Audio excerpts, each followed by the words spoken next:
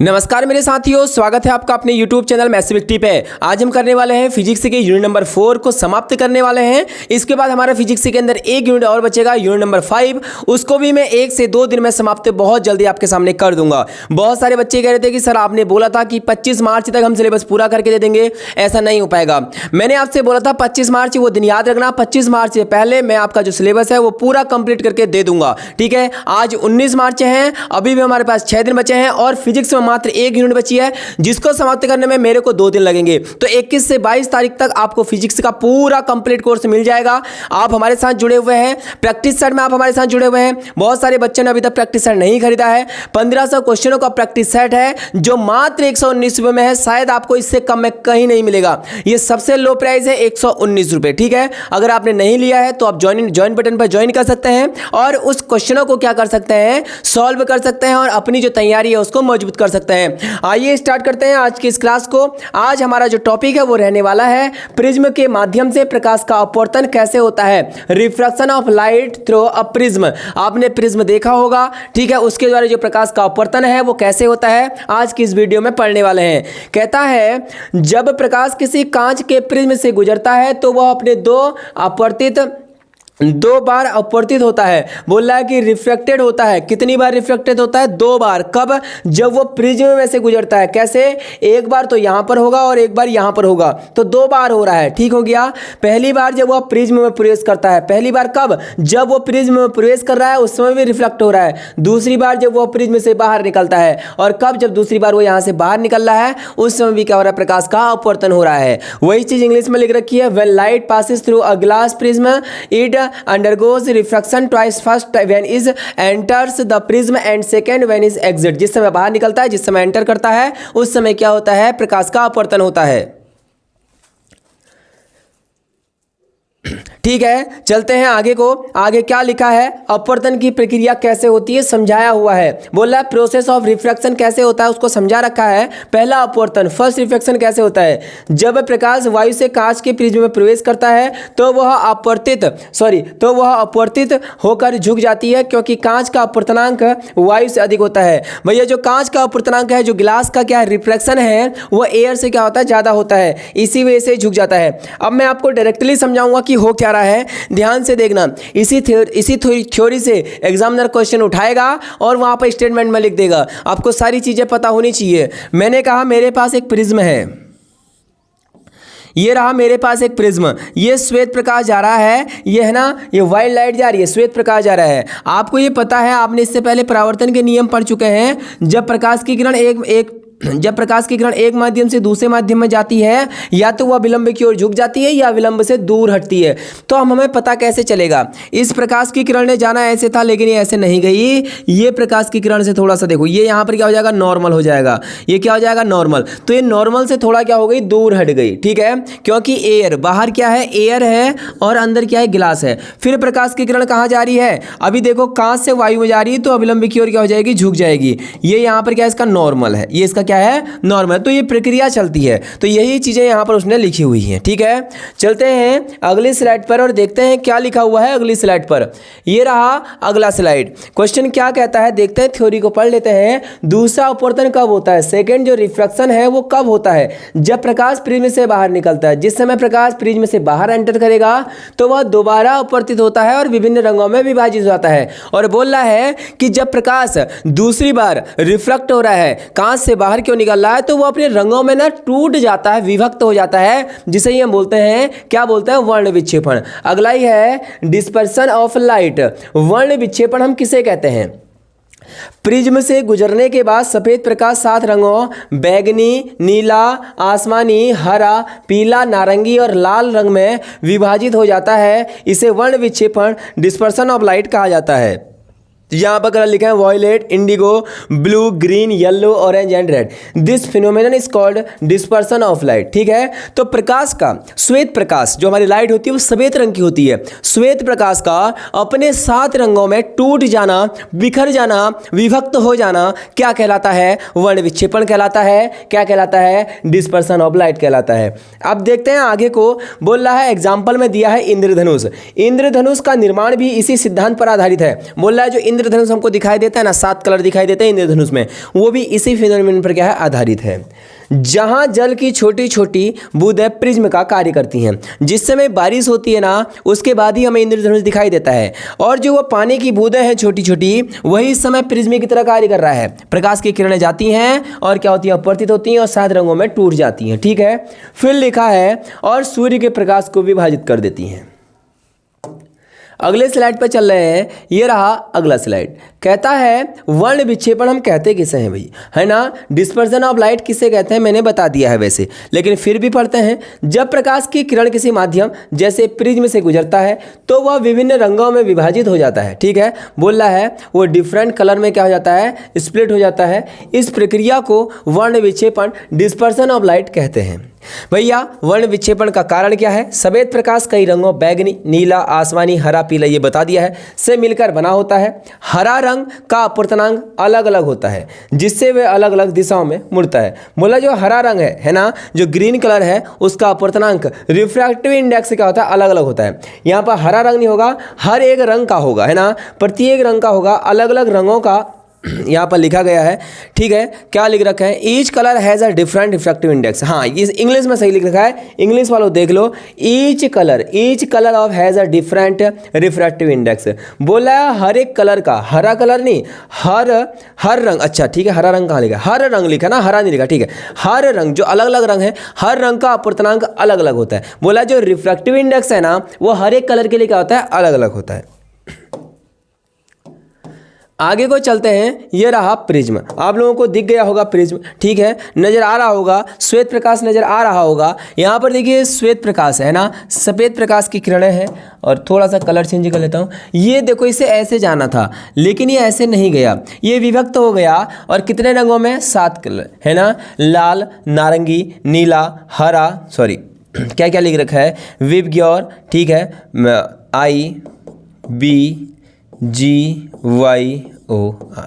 तो ये हो गया लाल। ठीक है, यहाँ पर ये पर्दा है, पर्दे पर ही हमें चीज़ें को पता चलता है। ये एक प्रिज्म है, मैं पूरा ही बना देता हूँ, शायद आपको नज़र आ रहा है या नहीं आ रहा है। यहाँ पर प्रिज्म लिखा है, मुझे भी कुछ नज़र नहीं आ रहा है क्योंकि बहुत ब्लर नज़र आ रहा है प्रिज्म। ठीक है, चित्र प्रिज्म द्वारा वर्ण विक्षेपण है। सबसे पहले बैगनी है, ठीक है, ये सबसे पहले क्या है, बैगनी कलर है, वैसे मैंने लिखा भी दिया है, आप लिख लेना इनको। दूसरा क्या है, नीला है, आसमानी है, हरा है, और पीला है, नारंगी है, और लाल है। सबसे ज़्यादा मुझे बताना, एक चीज़ पूछता है, सबसे ज़्यादा अपने रास्ते से विचलित कौन हो रहा है। भैया जाना तो ऐसे था ना, इस किरण को ऐसे जाना था, यूं ही तो जाना था ऐसे करके, लेकिन ये नहीं गई। सबसे कम विचलन, देखो विचलन किस में हो रहा है, लाल का विचलन सबसे कम। और सबसे ज़्यादा अपने मार्ग से कौन भटका है, बैगनी कलर अपने मार्ग से सबसे ज़्यादा भटक गया है।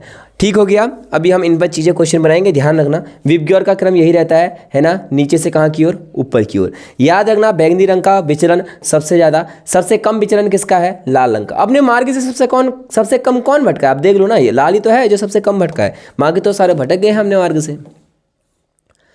हाँ, यहाँ पर क्या लिखा है देखते हैं, बैगनी रंग सबसे अधिक अपवर्तित होता है। हाँ भैया, अभी तो बताया था, बैगनी कलर जो है वो सबसे ज़्यादा क्या होता है, अपने मार्ग से विचलित हो जाता है, तो इसका अपवर्तनांक सबसे ज़्यादा है, क्योंकि इसका अपवर्तनांक सबसे ज़्यादा होता है। भैया अपने मार्ग से सबसे ज़्यादा बैगनी कलर हट गया है, रास्ते से भटक गया है, तो उसका अपवर्तनांक सबसे ज़्यादा। और लाल रंग सबसे कम अपवर्तित होता है ना, तो इसका जो अपवर्तनांक है वो क्या होगा, कम होगा। वर्ण विक्षेपण का उदाहरण देख लेते हैं, इंद्रधनुष, रेनबो। जब सूर्य का प्रकाश वर्षा की बूंदों से गुजरता है तो वह प्रिज्म की तरह कार्य करता है और प्रकाश के विभिन्न रंगों में विभाजित हो जाता है। मैंने आपको पहले ही बता दिया है। प्रिज्म से प्रकाश का विभाजन कैसे होता है, जब सफ़ेद प्रकाश एक कांच के प्रिज्म से गुजरता है तो वह 7 रंगों में विभाजित होता है। यह भी मैंने आपको बता दिया है कि 7 रंगों में क्या हो जाता है, विभाजित हो जाता है। यह रहा अगला, न्यूटन का प्रयोग। भैया न्यूटन ने भी इसमें प्रयोग किए थे, न्यूटन्स एक्सपेरिमेंट। आइजैक न्यूटन ने एक प्रिज्म का उपयोग करके यह सिद्ध किया कि सफ़ेद प्रकाश 7 रंगों से मिलकर बना होता है। बोल रहा है जो न्यूटन है उन्होंने ये प्रूव किया कि जो कलर है, जो सफ़ेद कलर है ना, वो कितने रंगों से मिलकर बना होता है, 7 रंगों से मिलकर बना होता है। संक्षेप में, वर्ण विक्षेपण तब होता है जब सफ़ेद प्रकाश अलग अलग रंगों में विभाजित होता है ना। वर्ण विक्षेपण इसे तो बोलते हैं कि सफ़ेद प्रकाश का 7 रंगों में विभाजित हो जाना। इस कारण विभिन्न रंगों का अलग अलग अपवर्तनांक होता है, ये भी हमने पढ़ लिया है। इसका सबसे अच्छा उदाहरण इंद्रधनुष और प्रिज्म से निकलने वाला प्रकाश है, ये भी हमने पहले पढ़ लिया है। अगला टॉपिक है प्रकाश का प्रकीर्णन, ठीक है। Scattering of light most important है, स्कैटरिंग ऑफ लाइट को नोट करेंगे। स्कैटरिंग ऑफ लाइट, प्रकाश का प्रकीर्णन किसे कहते हैं, पढ़ते हैं। जब प्रकाश किरणें धूल, गैस या अन्य छोटे कणों से टकराती है और अलग अलग दिशाओं में फैल जाती है तो इस प्रक्रिया को प्रकाश का प्रकीर्णन कहते हैं, स्कैटरिंग ऑफ लाइट कहते हैं। बोल रहा है जो लाइट है, छोटे छोटे पार्टिकल, अभी यहाँ पर भी पार्टिकल होंगे छोटे छोटे से, नज़र नहीं आ रहे, छोटे छोटे पार्टिकल, धुएं के कण, धूल के कण से जब लाइट टकराती है ना तो वो अलग अलग रास्तों में चली जाती है, अलग अलग दिशाओं में वो चलने लगती है, तो इसे ही हम बोलते हैं प्रकाश का प्रकीर्णन, स्कैटरिंग ऑफ लाइट, ठीक है। प्रकीर्णन का कारण क्या है? प्रकाश के प्रकीर्णन तब होता है जब इसकी किरणें वातावरण में मौजूद अणुओं और कणों से टकराती हैं। छोटे छोटे कण नीले प्रकाश को अधिक बिखेरता है। बोल रहा है जो छोटे छोटे कण हैं, पार्टिकल हैं एयर के अंदर, वो नीला जो कलर है, जो ब्लू कलर है, उसको ज़्यादा क्या करता है, स्प्लिट करता है, ज़्यादा फैलाता है, ठीक है। जबकि बड़े कण लाल प्रकाश को बिखेरते हैं और जो बड़ा कण है, पार्टिकल है, वो लाल कलर को क्या करेगा, बिखेरेगा, स्प्लिट करेगा। याद रखना यहाँ पर, ठीक है, कि जो छोटे छोटे कण हैं वो नीले कलर को अधिक बिखेरते हैं, जबकि जो बड़े कण हैं वो लाल प्रकाश को अधिक बिखेरते हैं, ठीक है। क्वेश्चन पूछ सकता है स्टेटमेंट बना के, ये रहा प्रकाश के प्रकीर्णन के नियम, रूल ऑफ लाइट स्कैटरिंग। रेले प्रकीर्णन, याद रखना रेले के प्रकीर्णन किससे संबंधित है, प्रकाश के प्रकीर्णन से संबंधित है। रेलेज स्कैटरिंग, जब प्रकाश के कण वायुमंडल में छोटे कणों से टकराता है तो छोटे तरंगदैर्ध्य नीला और बैंगनी अधिक बिखरते हैं। उन्होंने पहले ही बोल दिया है कि जब भी प्रकाश कण वायुमंडल, जो हमारी एयर है, इसमें छोटे कणों से टकराता है, स्मॉल पार्टिकल से टकराता है, तो छोटे तरंगदैर्ध्य, ठीक है, अधिक बिखरता है। छोटे तरंगदैर्ध्य, जिसके तरंगदैर्ध्य कम होगा, तरंगदैर्ध्य कम होने का मतलब जिसका अपवर्तनांक ज़्यादा होगा उसका तरंगदैर्ध्य कम होगा। अपवर्तनांक किसका ज़्यादा था, अपने मार्ग से सबसे ज़्यादा कौन विचलित हो रहा था, बैगनी कलर विचलित हो रहा था, उसके बाद नीला था दूसरे नंबर पे। अगर इनका अपवर्तनांक सबसे ज़्यादा तो इनका तरंगदैर्ध्य सबसे कम, ठीक है, तो वही लिखा गया है, नीला और बैगनी अधिक बिखरता है। टिंडल प्रभाव क्या होता है, देखिए टिंडल इफेक्ट, कोलाइडी कणों से प्रकाश का प्रकीर्णन, जैसे धूल भरे कमरे में सूरज की किरणों का दिखाई देना, तो ये कोलाइडी कण है, ठीक है। टिंडल प्रभाव में कोलाइडी कण दिखाई देता है, कोलाइडी बिल्कुल दिखाई देता है, ठीक है।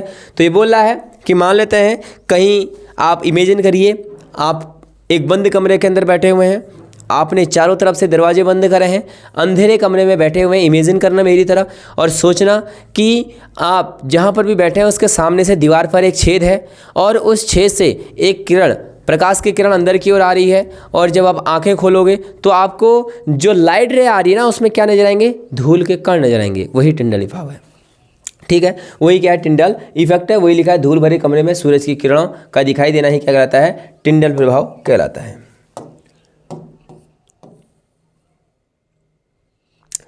मोस्ट इंपॉर्टेंट, प्रकीर्णन के उदाहरण बहुत इंपॉर्टेंट है एग्जाम हॉल के अंदर।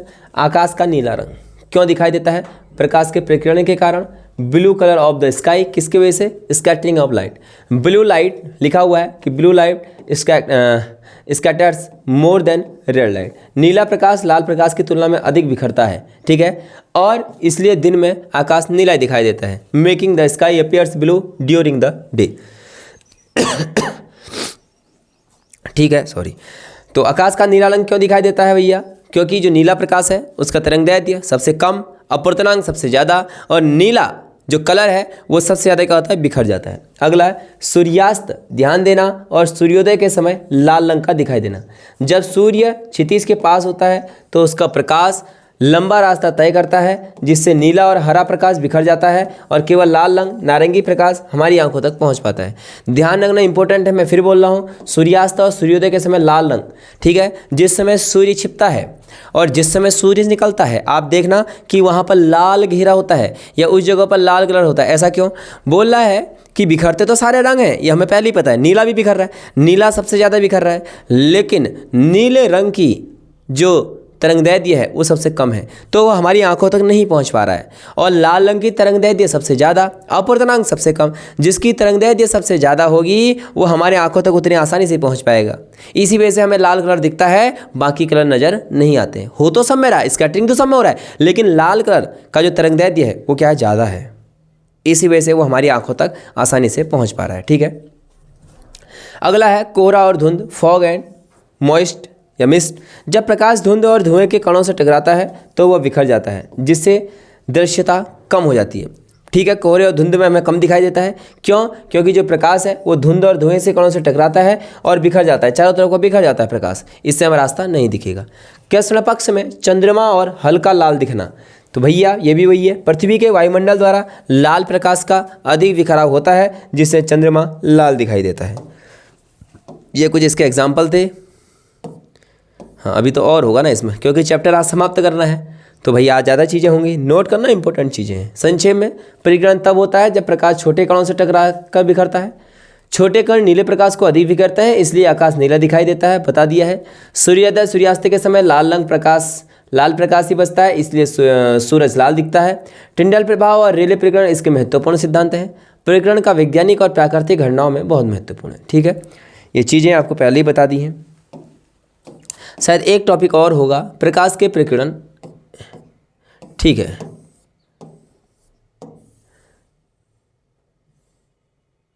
ये रहा। कहता है प्रकाश के प्रकीर्णन के दैनिक जीवन में उपयोग, scattering of light, application of daily life. Daily life में कैसे एप्लीकेशन होते हैं इसके, किसके? स्कैटरिंग के, प्रकाश के प्रकीर्णन के। आओ पढ़ते हैं क्या क्या लिखा है। प्रकाश का प्रकीर्णन कई प्राकृतिक और कृत्रिम घटनाओं की महत्वपूर्ण भूमिका निभाता है। यह हमारे आसपास होने वाली घटनाओं की व्याख्या करता है और विभिन्न तकनीकों में भी उपयोग किया जाता है। ठीक हो गया भैया।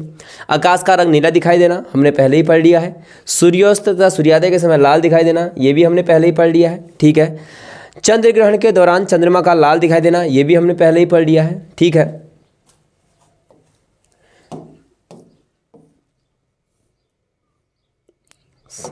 सफ़ेद रोशनी का कोहरे में फैलना, ये भी हमने पढ़ लिया है, प्रकाश का प्रकीर्णन है।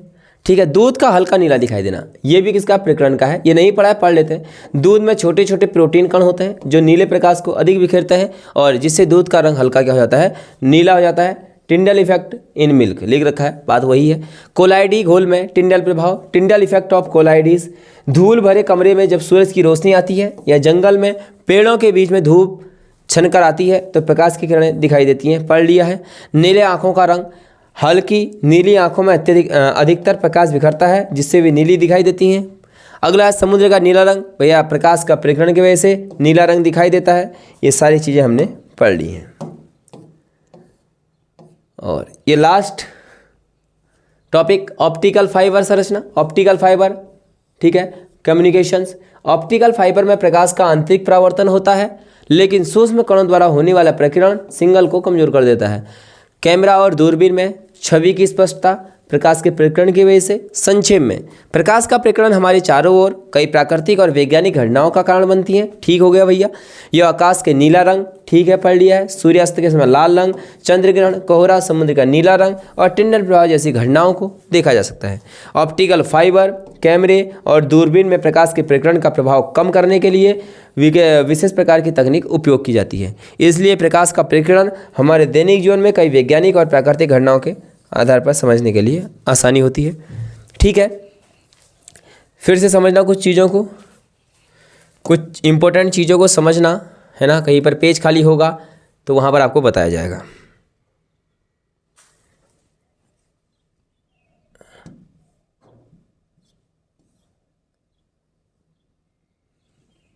ये रहा, ध्यान से देखना। प्रकाश की किरण को ऐसे जाना था, नहीं गई, विभक्त हो गई। ठीक है।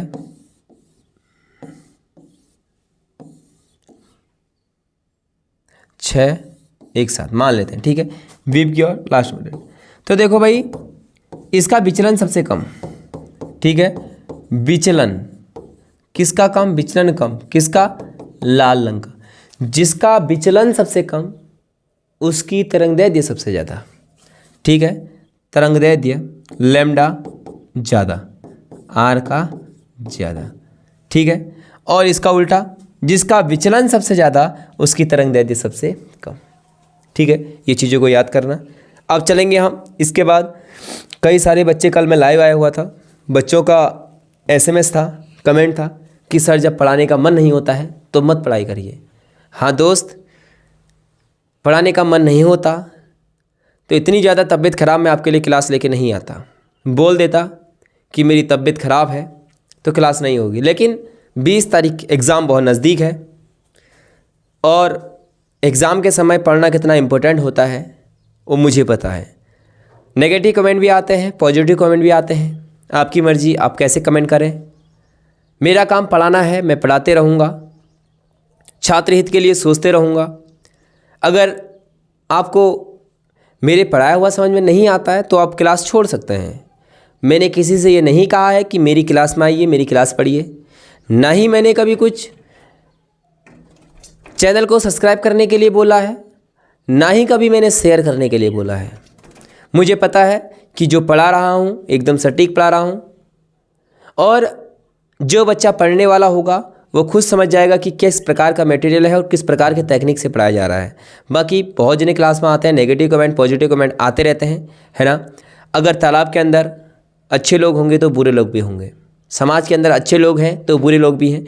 ये आपके ऊपर डिपेंड है कि आप उसको किस नज़रों से देखते हैं। अगर आपने अच्छाई की नज़रों से देखा है तो आपको अच्छा नज़र आएगा, आपने बुराई की नज़रों से देखा है तो आपको बुरा नज़र आएगा, ठीक है। तो बाकी मैं कुछ नहीं कहूँगा, जिसे मेरा पढ़ाया हुआ समझ में नहीं आता है वो चैनल को छोड़ सकते हैं। ऐसी कोई मजबूरी मेरी नहीं है कि मैं आपसे बोलूँ कि आप पढ़िए, मैं अपनी सफाई नहीं दे सकता हूँ, ठीक है। आप अभी आवाज़ देख रहे होंगे बहुत भारी है, ठीक है, बहुत ज़्यादा दिक्कत है पढ़ाने में, लेकिन फिर भी पढ़ाऊँगा। आपसे जो कमिटमेंट किया था, जो वादा किया था कि 25 तारीख तक आपको सिलेबस पूरा करके दूंगा, वो मेरी जिम्मेदारी है, मैं उसे आपको पूरा करके ज़रूर दूंगा। आप बने रहिए हमारे साथ, ऐसी वीडियो के लिए पढ़ते रहिए, ज़बरदस्त रहिए। मैं मिलूँगा अगली वीडियो में, तब तक के लिए जय हिंद, जय भारत, जय उत्तराखंड।